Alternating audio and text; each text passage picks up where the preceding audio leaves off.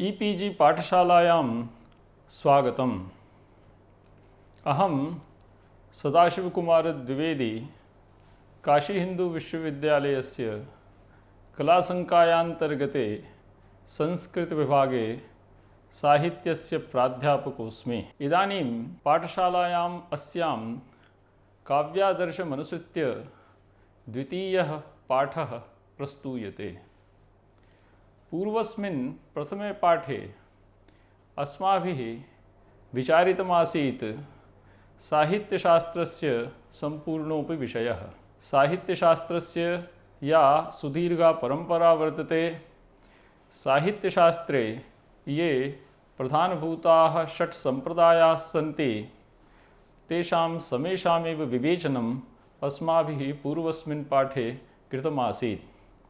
तत्रैव अस्माभिः काव्यादर्शस्य कर्तुः आचार्यस्य दण्डिनः जन्मस्थानं, जन्मसमयः एवञ्च तेषां कृतीनां परिचयोऽपि उपस्थापितः आसीत्। तत्रैव काव्यादर्शस्य सर्वेष्वपि परिच्छेदेषु ये विषयाः सन्ति, ते सर्वेपि विषयाः अस्माभिः विस्तरेण उपस्थापिताः। इदानीं प्रवर्तमानोऽस्ति काव्यादर्शमधिकृत्य एष द्वितीयः पाठः। द्वितीयेऽस्मिन् पाठे अस्माभिर्विवेच्यते काव्यादर्शस्य मूलम्। काव्यादर्शस्य आदितः प्रारभ्य दशमकारिकापर्यन्तं ये विषयाः आचार्येण विवेचिताः सन्ति, तेषां विषयाणाम् इदानीं पाठेऽस्मिन् उपस्थापनम् अस्माभिः विधीयते। काव्यादर्शस्य आरम्भे आचार्येण विधीयते मङ्गलाचरणम्। आचार्योऽसौ भगवत्याः सरस्वत्याः वन्दनं करोति, या चास्ति सर्वेषामेव शास्त्राणाम् अधिष्ठात्री देवी।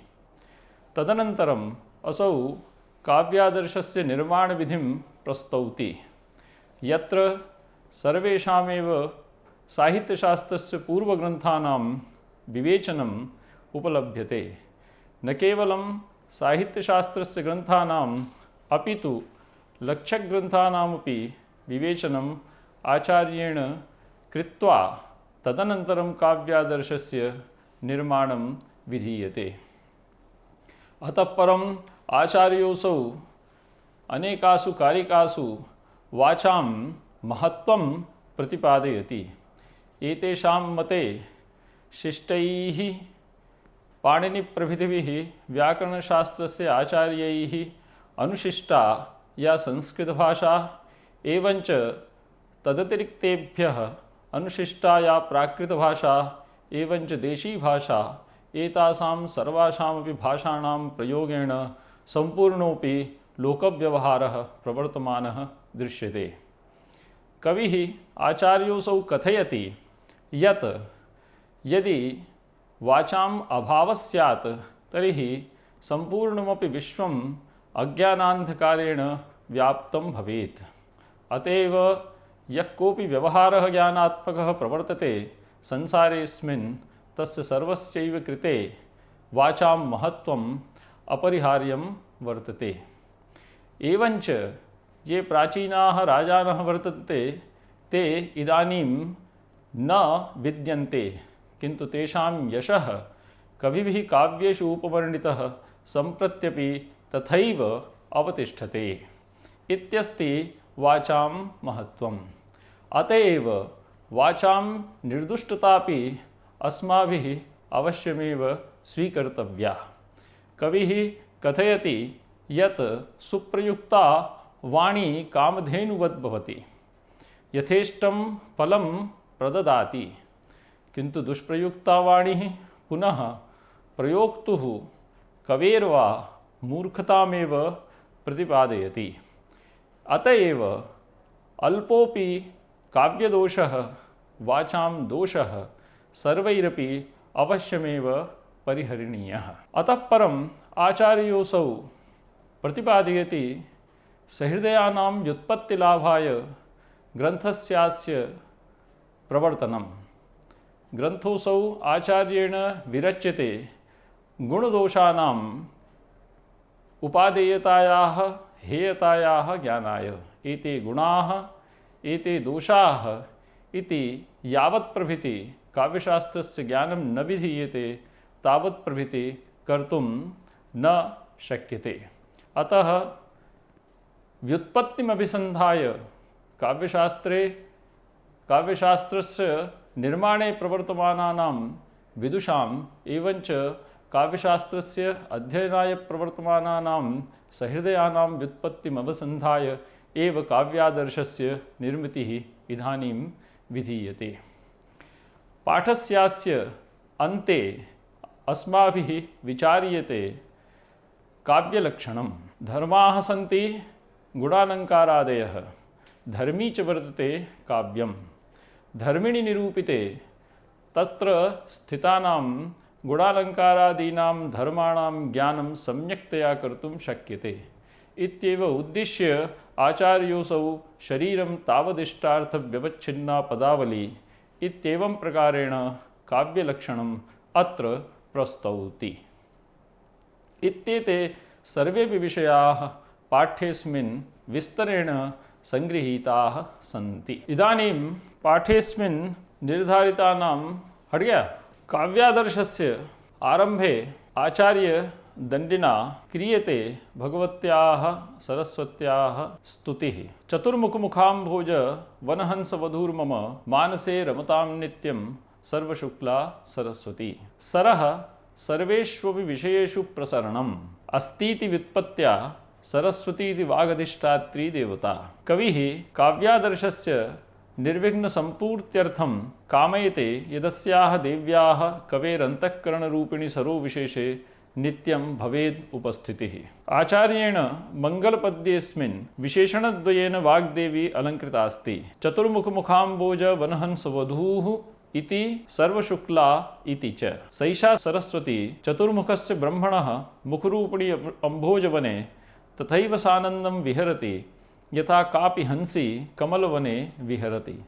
अनेन वाग्देव्याः वेदस्वरूपत्वेन पावित्र्यं तेन च पूज्यत्वं सर्वार्थप्रकाशकत्वं च संसूच्यते। यथा कमलवने विहरन्ति कापि हंसवधूः सर्वतोभावेन शुक्ला भवति तथैव सैषा सरस्वती सर्वतः शुक्ला निर्दोषा भवेत्। सर्वतः शुक्लत्वेन सरस्वत्याः स्वरूपतः अर्थतश्च पदपदांशवाक्यार्थ रसगतदोषराहित्यं प्रकाशते। काव्यजीवानुभूतायाः समुचितेष्टदेवतायाः सरस्वत्याः आवाहनमत्र समुचितमेव प्रतीयते यतो हि तत्प्रेरणयैव ग्रन्थस्य साफल्येन सम्पूर्तिः भविष्यति।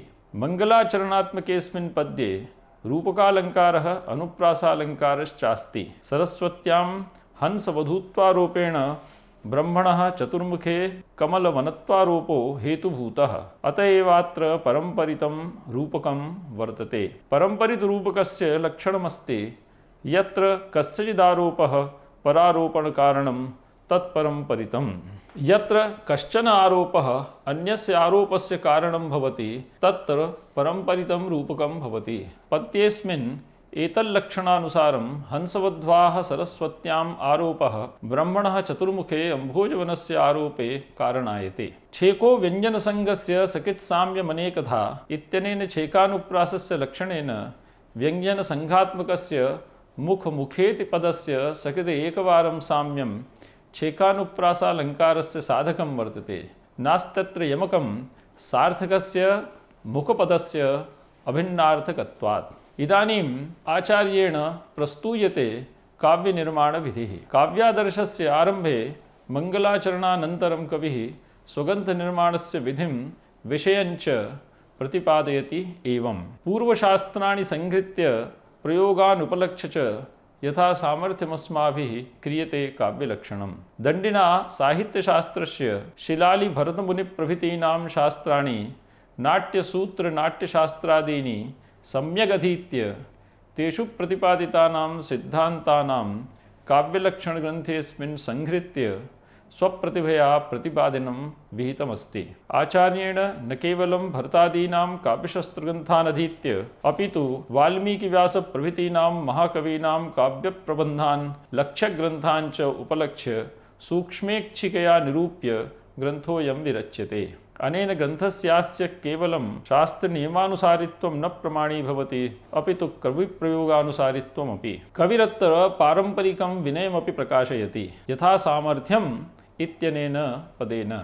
यत्किमपि काव्यलक्षणग्रन्थेऽस्मिन् प्रतिपादितं वर्तते तत्सर्वम् आचार्यस्य दण्डिनः सामर्थ्यानुरूपम्। अतः परमपि विषयेऽस्मिन् वैशिष्ट्यं साधयितुम् आचार्याः स्वतन्त्राः सन्ति। काव्यलक्षणं क्रियते इत्यनेन पदेन ग्रन्थस्यास्य विषयोऽत्र संसूचितोऽस्ति। कविकर्म काव्यं लक्ष्यते ज्ञायते काव्यपदार्थस्य स्वरूपम् अनेनेति लक्षणम्। अतएव काव्यलक्षणम् इत्यस्य अर्थोऽस्ति इतरव्यावर्तकः काव्यपर्याप्तवृत्तिः असामान्यो धर्मविशेषः। एतादृशं विशिष्टं काव्यस्वरूपं काव्यादर्शेऽस्मिन् विवेचितमस्ति। अनेन ग्रन्थेऽस्मिन् प्रतिपादितानां विषयाणाम् अपूर्वत्वमपि संसूच्यते। अनेन ग्रन्थेऽस्मिन् प्रतिपादितानां विषयाणाम् अपूर्वत्वमपि संसूच्यते। क्रियते इत्यनेन क्रियापदेन इष्टार्थव्यवच्छिन्ना पदावलिः इत्येतद् ग्रन्थेऽस्मिन् प्रतिपादितं काव्यशरीरस्वरूपं संलक्ष्यते। इत्थमाचार्योऽसौ काव्यलक्षणग्रन्थस्यास्य प्रतिपाद्यं प्रकाशयति। अनेन ग्रन्थस्यास्य काव्यलक्षणम् इत्येषा अपरा संज्ञापि प्रमाणी भवति।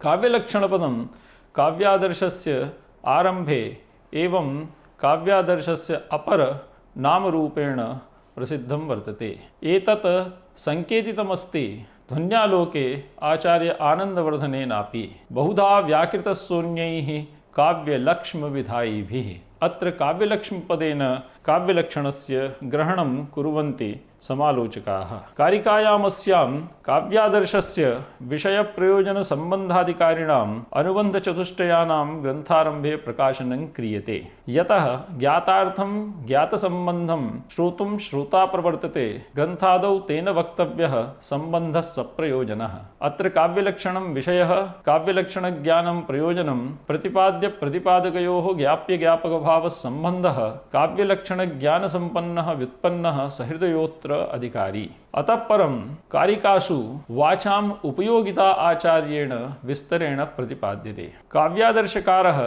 पूर्वस्यां कारिकायां ग्रन्थस्य प्रतिपाद्यम् उक्त्वा लोकव्यवहारसाधकं ग्रन्थप्रयोजनम् अन्वयव्यतिरेकाभ्यां प्रदर्शयति एवम्। इह शिष्टानुशिष्टानां शिष्टानामपि सर्वथा वाचामेव प्रसादेन लोकयात्रा प्रवर्तते। संसारेऽस्मिन् पाणिनि पतञ्जलि कात्यायन प्रभृतयः शब्दशास्त्रप्रवीणाः शिष्टाः सन्ति, यैः प्रकृतिप्रत्ययविभागादिमुखेन साध्वसाधुपदप्रयोगविधिज्ञापनेन लोकव्यवहाराय संस्कृतप्राकृतानां भाषाणां स्वरूपम् अनुशिष्यते। एतदतिरिक्तानां शिष्टानां प्राकृतजनव्यवहारास्पदानाम् अवशिष्टानां देशीनाम् उपदेशोऽप्यस्ति।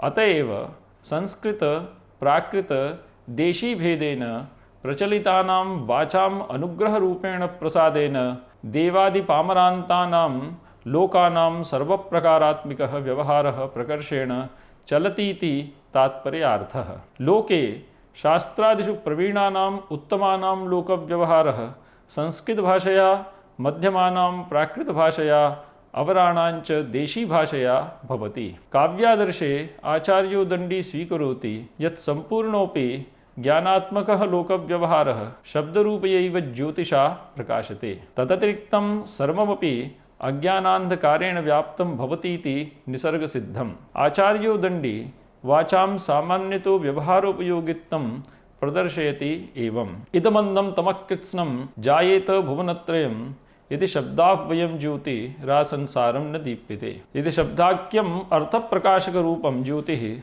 सृष्टिकालादारभ्य तदन्तपर्यन्तं न दीप्यते, तर्हि इदं भुवनत्रयं स्वर्गमृत्युपातालरूपं त्रिविधं जगत् तदन्तर्गतं प्राणिजातञ्च निरवशेषेण अज्ञानस्य गाढान्धकारेण व्याप्येते। यथा सूर्यादीनां ज्योतिषाम् अभावेन अन्धकारेणाच्छादिताः पदार्थाः विलुप्ता भवन्ति, तथैव वाचाम् अभावे सर्वेपि ऐहलौकिकाः पारलौकिकाश्च ज्ञानात्मकाः व्यवहाराः विलुप्ताः भवेयुः। गुणालङ्कारादिभिः परिष्कृतानां वाचां काव्यात्मकस्वरूपस्य माहात्म्यमप्यत्र आचार्येण प्रदर्श्यते एवम्। आदिराजयशोबिम्बम् आदर्शं प्राप्य वाङ्मयं तेषाम् असन्निधानेऽपि स्वयं पश्य न नश्यति। आदिभूताये मनुप्रभृतयः इक्ष्वाकुमान्धात्रिदिलीपप्रभृतयो वा राजानः वर्तन्ते, तेषां यशोरूपं बिम्बं सत्कविप्रतिभाप्रसूतं वाङ्मयभूतं दर्पणं सम्प्राप्य तेषां राज्ञाम् अभावेऽपि सम्प्रत्यपि न विच्छिद्यते। यद्यपि साम्प्रतं न विद्यते इक्ष्वाक्वादिवंशोद्भवाः राजानः, तथापि तेषां यशः जीवति वाङ्मयरूपिणी आदर्शे चित्रितत्वात्। पश्य इत्यनेन आचार्यस्य आश्चर्यपूर्णा उक्तिः शिष्यं प्रति प्रकाशते। राज्ञां स्थितिकाले तेषां यशः वक्तृश्रोत्रादिपरम्परया बाहुल्येन प्रकाशते। तेषां शासनकालानन्तरं न गीयते एतद्यशः केनापि। पूर्ववर्तिनः राजानस्तेषां यशोऽपि लोके आयाति क्रमेण विस्मृतिपथं। तदेव यशः राजसु विनिष्टेष्वपि कविप्रतिभाप्रसूते काव्यविशेषे दर्पणे यदा प्रतिबिम्बितं भवति तदा चिरस्थायी भवत्येव। लौकिकादर्शे बिम्बाभावे प्रतिबिम्बस्याप्यभावो सुनिश्चितः, वाङ्मयादर्शे पुनः बिम्बाभावेऽपि प्रतिबिम्बस्य स्थितिः सुनिश्चिता। अयं विस्मापको विशेषः वाङ्मयादर्शस्य लौकिकादर्शात्। अतीतानां राज्ञां यशख्यापनं प्रतिभात्येकं प्रयोजनविशेषं काव्यस्य। तेन जन्यते फलान्तरं जनसामान्याय राज्ञां चरितज्ञानरूपम्। वाचाम् उपयोगितां प्रतिपाद्य इदानीम् आचार्येण वाचां निर्दुष्टतापि प्रतिपाद्यते। काव्यरचनायाः बाह्यं प्रयोजनं प्रकाश्य आचार्यो दण्डी सम्प्रति तस्य निर्दुष्टताम् उपदिशत्येवम्। गौर्गौः कामदुघा सम्यक् प्रयुक्ता स्मर्यते बुधैः, दुष्प्रयुक्ता पुनर्गोत्वं प्रयोक्तुः सैव संशति। दोषशून्यतया गुणालङ्कारादीनां परिपूर्णतया च कविभिः प्रयुक्ता गौः वाणी काव्यशास्त्रमर्मज्ञैः विद्वद्भिः सर्वकामानां संसाधिका कामधेनुः गौरिव ज्ञायते। सैषा वाणी स्वरवर्णमात्रादीनां नियमान् अविगणय्य यदि दुष्प्रयुज्यते तर्हि प्रयोक्तुः कवेः बलिवर्धत्वं मौर्ख्यं वा प्रथयति। श्रुतिरपि एवम् उद्घोषयति वाचां सुप्रयुक्तत्वम्। एकः शब्दः सम्यक् ज्ञातः शास्त्रान्वितः सुप्रयुक्तः स्वर्गे लोके कामधुग् भवति। पातञ्जलमहाभाष्ये वाचां दुष्प्रयोगस्य परिणामम् एवं प्रतिपादयति महर्षिः। वाग्योगविद्दुष्यति चापशब्दैः। इत्थं काव्यादर्शमते वाचां दोषाः कविभिः प्रयोक्तृभिश्च परिहरणीयाः भवन्ति। गुणालङ्कारादयः काव्यार्थचारुत्वनिष्पादकाः समावर्जनीया भवन्ति इति स्पष्टम्। आचार्यमते कविभिः काव्ये स्वल्पोऽपि दोषः अवश्यं परिहरणीयः। काव्यमर्मज्ञानां सहृदयानाम् अन्तःकरणे तद्गतचमत्कारोत्कर्षाय तद्यथा तदल्पमपि नोपेक्ष्यं काव्ये दुष्टं कथञ्चन स्याद्वपुः सुन्दरमपि श्वित्रेणैकेन दुर्भगम्। स्वल्पोऽपि दोषः गुणसम्पदाये निमज्जतीति प्रश्ने आचार्यः दृष्टान्तमुखेन उत्तरत्येवम्। महार्घाभरणैः वस्त्रादिभिरलङ्कृतं सुन्दरमपि वपुः नायिकायाः नायकस्य वा शरीरम् एकावयवस्थितेन एकेनैव श्वेतकुष्ठेन सौभाग्यहीनं सौन्दर्यरहितं वा लौकिकानां कृते नेत्रोद्वेगकरञ्च यथा संजायते, तथैव गुणालङ्कारादिभिः परिपूर्णमपि काव्यविशेषं दोषलवयुक्तत्वेन सहृदयानां वैरस्यायैव भवति। पद्येऽस्मिन् दृष्टान्तालङ्कारोऽस्ति। दृष्टान्तः पुनरेतेषां सर्वेषां प्रतिबिम्बनम्। इत्येतल्लक्षणानुसारं पद्येऽस्मिन् स्थितयोः पूर्वोत्तरवाक्ययोः भिन्नसाधारण धर्मावच्छिन्नत्वेन बिम्बप्रतिबिम्बभानेन स्थितिः दृष्टान्तालङ्कारसाधिका। द्वयोर्धर्मयोः दिरुपस्थानं वाक्यद्वये बिम्बप्रतिबिम्बभावः।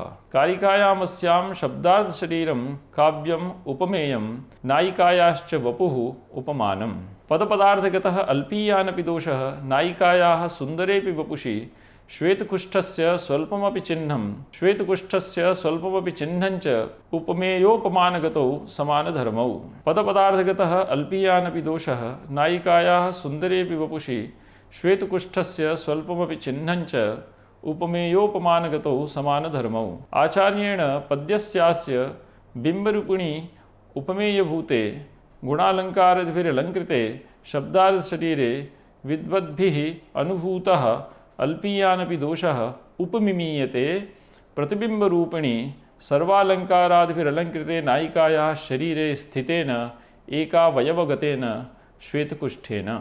इदानीम् आचार्येण विचार्यते सहृदययोग्यता, गुणानाम् उपादेयता, दोषाणाञ्च परिहारः शास्त्रज्ञानेन विशेषतः अलङ्कारशास्त्रस्य ज्ञानेन सम्भवति इति आचार्यस्य मतम्। गुणदोषान् अशास्त्रज्ञः कथं विभजते जनः, किमन्धस्याधिकारोऽस्ति रूपभेदोपलब्धिषु। शास्त्राध्ययनप्रवृत्तिमूलकं काव्यगतदोषगुणयोः क्रमेण हेयोपादेयता ज्ञानम्। यः शास्त्रं न जानाति सः अशास्त्रज्ञः साहित्यशास्त्रपरिचयाभावमुक्तो वा जनः श्लेषः, प्रसादः, समता इत्येतान् काव्यशोभाजनकान् गुणान् अनुप्रासोपमादींच काव्यशोभासाधकान् अलङ्कारान् कथं जानीयात्।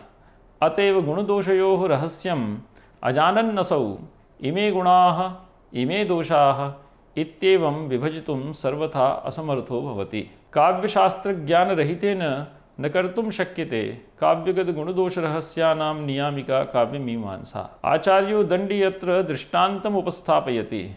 तन्मते कश्चन नेत्रहीनः अन्धः जनः यथा श्वेतरक्तकृष्णादीनां द्रव्यवर्तिनां वर्णानां भेदकरणे सर्वथा असमर्थो भवति, तथैव साहित्यशास्त्रस्य ज्ञानेन रहितः अशास्त्रज्ञजनः काव्यगतगुणदोषाणां विभागे सर्वथा अनधिकृत एव भवति इति निसर्गसिद्धम्। एतेषां साहित्यतत्त्वज्ञानरहितानां जनानां साहित्यज्ञाने अधिकारसिद्धये साहित्यशास्त्रस्य तत्त्वानां प्रतिपादनम् अवश्यं करणीयम्। अनयैव भावनया आचार्योऽसौ काव्यादर्शस्य ग्रन्थविशेषस्यास्य निर्माणाय उद्योगं विदधाति। अत्रापि दृष्टान्तालङ्कारः पूर्वापरार्धयोः वाक्ययोर्मध्ये बिम्बप्रतिबिम्बभावस्य परिकल्पितत्वात्। काव्यप्रयोजनं काव्यगुणानां दोषाणाञ्च आकलनपूर्वकं साहित्यशास्त्रज्ञानाधीनं काव्यरसास्वादं विचिन्त्य काव्यशास्त्रस्य आचार्याः काव्यशास्त्रग्रन्थानां निर्माणविधौ अपूर्वम् उद्योगं कुर्वन्ति। तद्यथा अतः पदानां व्युत्पत्तिम् अभिसन्धाय सूरयः वाचां विचित्रमार्गाणां निबबन्धुक्रियाविधिम्। सूरयः सन्ति काव्यशास्त्रविपश्चिताः नाट्यशास्त्रादीनां रचयितारो भरतादयः आचार्याः। प्रजाः काव्यरसिकाश्च वाग्व्यवहारनिपुणा उत वा काव्यरचनाकुशला भवेयुः इति उद्दिश्य आचार्याः क्रियाविधं विरचितवन्तः सन्दृश्यन्ते। क्रियायै काव्यरचनायै विधिः विधानं धर्मिधर्मादिरूपेण निरूपणं क्रियाविधिरुच्यते। सैषा क्रियाविधिः वाचां विचित्रमार्गात्मिका वर्तते। वाचां विचित्राः विविधस्वरूपात्मकाः मार्गाः सन्ति। शब्दार्थालङ्कारभेदरूपाः वैदर्भी गौडीय पाञ्चालादिभेदरूपा वा रचनाप्रकाराः। आचार्यो दण्डी काव्यादर्श इत्यस्मिन् ग्रन्थे स्वप्रतिभया काव्यनिर्माणाय सहृदयैः कथं यतनीयमिति साहित्यशास्त्रनिर्धारणपूर्वकेन विधिना निरूपयति। प्रजानां काव्यशास्त्रविषयिणी व्युत्पत्तिरेवात्र काव्यादर्शस्य प्रधानं प्रयोजनमस्तीति प्रमाणी भवति कारिकया अनया। वाचां महत्त्वं प्रतिपाद्य काव्यप्रयोजनादिकं प्रतिपाद्य इदानीम् आचार्येण उपस्थाप्यते काव्यलक्षणम्। काव्यधर्माः गुणालङ्कारादयः धर्मी च काव्यम्।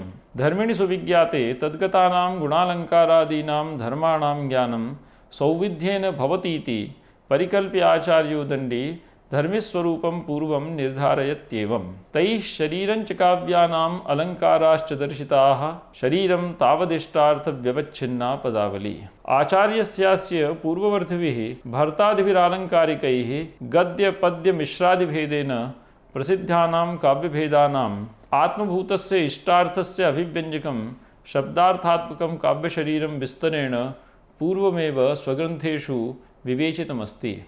पूर्ववर्तिभिः आचार्यैः काव्यशरीरशोभायाः नियामकाः अनुप्रासोपमादयः काव्यालङ्काराः अपि तथैव लक्षणोदाहरणप्रतिपादनपूर्वकं विस्तरेण निरूपिताः सन्ति। कारिकायाम् अस्यां प्रयुक्तेन अलङ्काराश्च इत्यनेन काव्यदोषाणां संग्रहोऽत्र भवति। चकारोऽत्र अनुक्तसमुच्चयार्थः, अत एव अत्र काव्यदोषाणामपि संग्रहो भवति। एते काव्यदोषाः काव्यादर्शस्य चतुर्थे परिच्छेदे आचार्येणानेन निरूपिताः सन्ति। शरीरशब्दस्य प्रयोगेण श्लेषप्रसादादीनां काव्यगुणानां संग्रहो भवति। यतो हि पदावली काव्यशरीरं, तदाश्रिताः काव्यगुणा न तद्भिन्ना, अत एव काव्यगुणाः माधुर्योजप्रसादाख्याः कारिकायामस्यां पृथक्त्वेन न गण्यन्ते। सैषा पदकदम्बात्मिका पदावली आचार्यमतानुसारम् इष्टार्थव्यवच्छिन्ना भवेत्।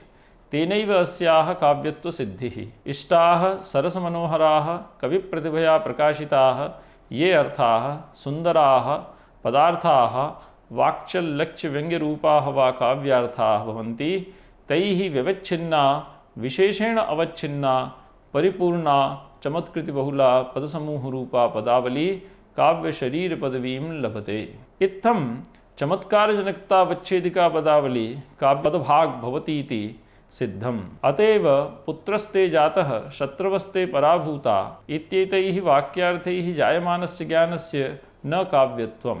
वाक्यार्थेष्वेतेषु लोकोत्तराह्लादजनकत्वाभावात्। लोकोत्तराह्लादजनकता शब्दार्थयोः व्यङ्ग्यविशेषार्थस्य प्रतिपादनेन गुणालङ्कारादीनां योजनया समुत्पन्नेन सौन्दर्यविशेषेण च जन्यते। अनेनैव वैशिष्ट्येन आलङ्कारिकाणां शास्त्रग्रन्थेषु प्रायेण काव्यस्य भेदत्रयं सम्भवति। यत्र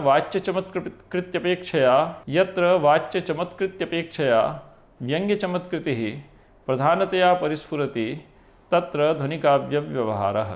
यत्र व्यङ्ग्यचमत्कृतिः वाच्यचमत्कृतेरङ्गीभूता तदधीना वा भासते, तत्र गुणीभूतव्यङ्ग्यकाव्यव्यवहारः। यत्र व्यङ्ग्यचमत्कृतिशून्या वाच्यमात्रैकचमत्कृतिर्भवति, तत्र चित्रकाव्यव्यवहारः।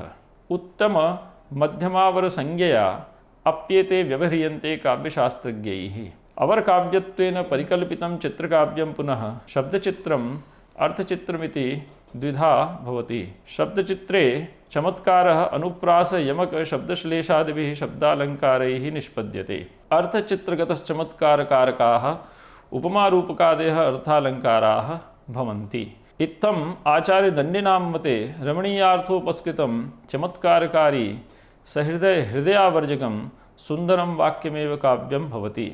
आचार्येण प्रतिपादितम् एतल्लक्षणम् अग्निपुराणे सङ्केतितं वर्तते। संक्षेपाद् वाक्यमिष्टार्थव्यवच्छिन्ना पदावली काव्यं स्फुटदलङ्कारं गुणवद्दोषवर्जितम्।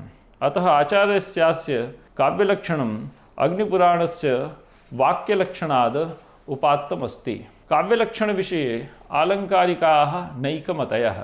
केचन शब्दार्थोभयकाव्यतावादिनः, केचन पुनः शब्दैककाव्यतावादिनः सन्ति। साहित्यशास्त्रस्य सम्पूर्णायामपि परम्परायां प्रायेण शब्दार्थोभयकाव्यतावादिनः आचार्याः सन्ति। शब्दार्थौ सहितौ काव्यं गद्यं पद्यं च तद्विधा इति भामहाचार्यः। काव्यशब्दोऽयं गुणालङ्कारसंस्कृतयोः शब्दार्थयोर्वर्तते इति वामनाचार्यः। शब्दार्थौ काव्यम् इति आचार्यरुद्रटः। तदोषौ शब्दार्थौ सगुणावलनङ्कृते पुनः क्वापि इति आचार्यमम्मटः काव्यप्रकाशे। अदोषौ सगुणौ सालङ्कारौ च शब्दार्थौ काव्यम् इति हेमचन्द्राचार्यः काव्यानुशासने। शब्दार्थौ निर्दोषौ सगुणौ प्रायः सालङ्कारौ च काव्यम् इति आचार्यो वाग्भटः वाग्भटालङ्कारे। गुणालङ्कारसहितौ शब्दार्थौ दोषवर्जितौ इति आचार्यो विद्यानाथः प्रतापरुद्रयशोभूषणे। शब्दार्थौ अपरस्य तत्र विबुधैरात्माभ्युदायी ध्वनिः इति आचार्यो विद्याधरः एकावल्याम्। सर्वेप्येते आचार्याः आमनन्ति यत् काव्ये रमणीयाः शब्दाः हृद्याश्चार्थाः अपेक्षन्ते शास्त्रविमुखानां सन्मार्गोन्मुखीकरणाय। अत एव काव्यपदप्रवृत्तिनिमित्तं शब्दार्थोभयनिष्ठं भवति समप्राधान्यस्य शब्दार्थयुगलस्य सहृदयानां मनसि समशीर्षकया चमत्कारोत्पादनाय शब्दैककाव्यतावादिनः आचार्याः एतन्न स्वीकुर्वन्ति। एतेषु प्रसिद्धाः सन्ति इष्टार्थव्यवच्छिन्ना पदावली काव्यम् इति आचार्यो दण्डी काव्यादर्शे, वाक्यं रसात्मकं काव्यम् इति आचार्यो विश्वनाथः साहित्यदर्पणे, निर्दोषा लक्षणवती सरीतिर्गुणभूषिता सालंकार रसानेक वृत्तिर्वाक् काव्यनाम भाक इति जयदेवाचार्यः चंद्रालोके, रमणीयार्थ प्रतिपादक शब्द काव्यम् इति आचार्य पंडितराजजगन्नाथः रसगंगाधरे। इत्थं द्विविधा प्रवृत्तिर्प्राप्यते संपूर्णेऽपि साहित्यशास्त्रे काव्यलक्षणविषयिणी। इदानीं पाठेऽस्मिन् प्रतिपादितस्य संपूर्णस्यापि विषयस्य संग्रहः विधीयते। अत्र काव्यादर्शस्य आदौ आचार्येण प्रतिपादिताः दशकारिकाः विवेचिताः सन्ति। प्रथमकारिकायाम् आचार्येण भगवत्याः सरस्वत्याः मङ्गलम् अनुष्ठीयते।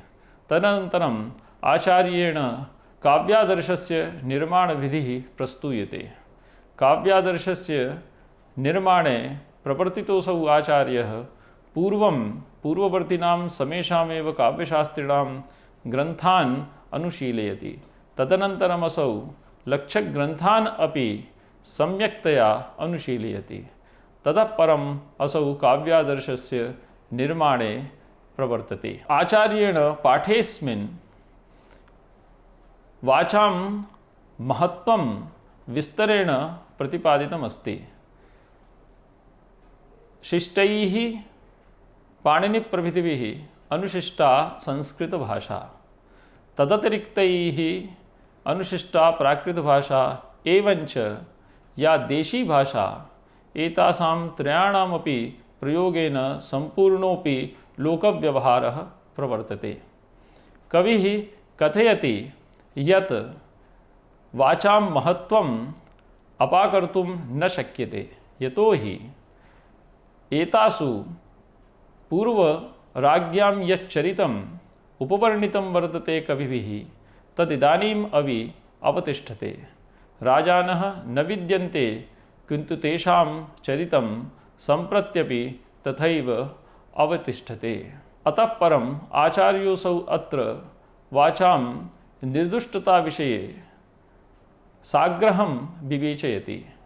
कथयति असौ यत् सुप्रयुक्ता वाणी कामधेनुवद् भवति, अभीष्टं फलं प्रददाति। दुष्प्रयुक्ता पुनः प्रयोक्तुः मौर्ख्यम् एव प्रतिपादयति। इत्थं कविभिः अथवा वाचां प्रयोक्तृभिः कथमपि अल्पोपि दोषः न तत्र उपादेयः। सर्वेपि दोषाः ये सन्ति वाचां विषयकाः, तेषां समेषामेव यथा सामर्थ्यं परिहारः अवश्यमेव कर्तव्यः। अतः परम् आचार्योऽसौ सहृदयानां व्युत्पत्तिसाधनाय काव्यादर्शस्य निर्माणं क्रियते इत्येतत् काव्यादर्शस्य प्रधानं प्रयोजनं प्रतिपादयति। अन्ते तावत् धर्मिणः स्वरूपम् आचार्येण विवेचितमस्ति। धर्मी अत्र काव्यम्, अत्र इष्टार्थव्यवच्छिन्ना पदावली काव्यम् इत्येवं प्रकारेण आचार्येण धर्मिणः स्वरूपमत्र विवेचितमस्ति। धर्मिणी ज्ञाते धर्माणां ज्ञानं सम्यक्तया कर्तुं शक्यते। धर्माः सन्ति गुणालङ्कारादयः। अत एव पूर्वं तावत् काव्यलक्षणरूपेण काव्यम् आचार्येण प्रतिपादितमस्ति। एवं प्रकारेण काव्यादर्शस्य आरम्भे अनेके विषयाः वाचाम् उपयोगिताविषयकाः एवञ्च वाचां निर्दुष्टताविषयकाः, काव्यस्य प्रयोजनविषयकाः एवञ्च धर्मस्वरूपनिर्धारणविषयकाः विषयाः अत्र विवेचिताः सन्ति। धन्यवादाः।